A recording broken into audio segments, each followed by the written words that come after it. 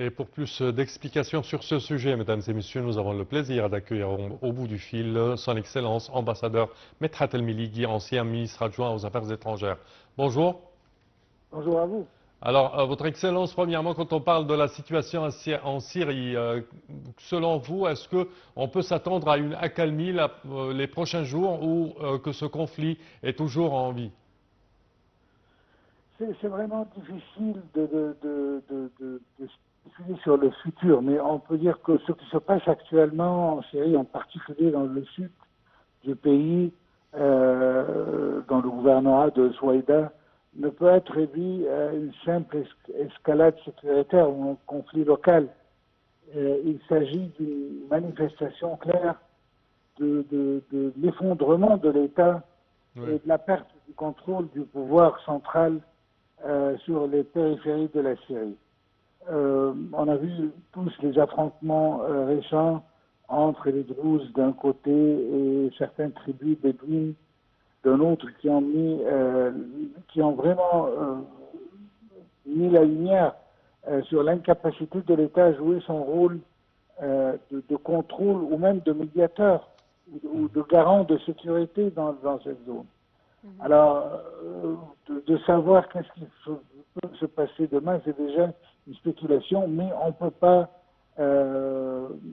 nier le rôle joué par Ahmed al-Shara, le chef du pays, du mouvement local, comme on les appelle, les hommes de la dignité, en tant qu'acteur clé actuellement, qui a pu imposer un cessez-le-feu et a mis fin, même si on le qualifie de temporaire, aux affrontements.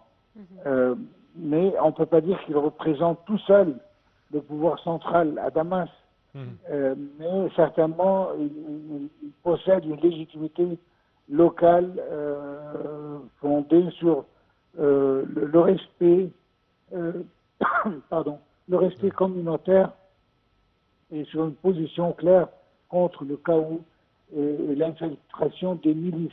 Mais est-ce qu'il peut garder son pouvoir et garder son influence sur la situation au sud du pays? Ça, il est déjà trop tôt de spéculer. Votre Excellence, bonjour. Bonjour à vous.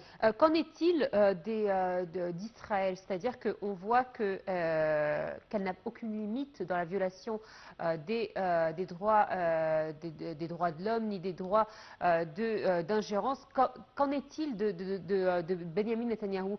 Quand est-ce que la communauté internationale prendra des actes envers ce que fait le Premier ministre israélien? Alors, le Premier ministre israélien, lui qui a pu détruire l'armée syrienne en profitant du vide qui s'est créé après la disparition du régime Al-Assad. Elle a fait des frappes aériennes maintenant, je veux dire, qui ne visent plus uniquement des cibles militaires précises, mais reflètent une stratégie peut-être de redéfinition des règles du jeu. Israël cherche peut-être pas vraiment à accuser directement la guerre civile syrienne, mais profite du chaos pour affaiblir ses ennemis régionaux, notamment que cela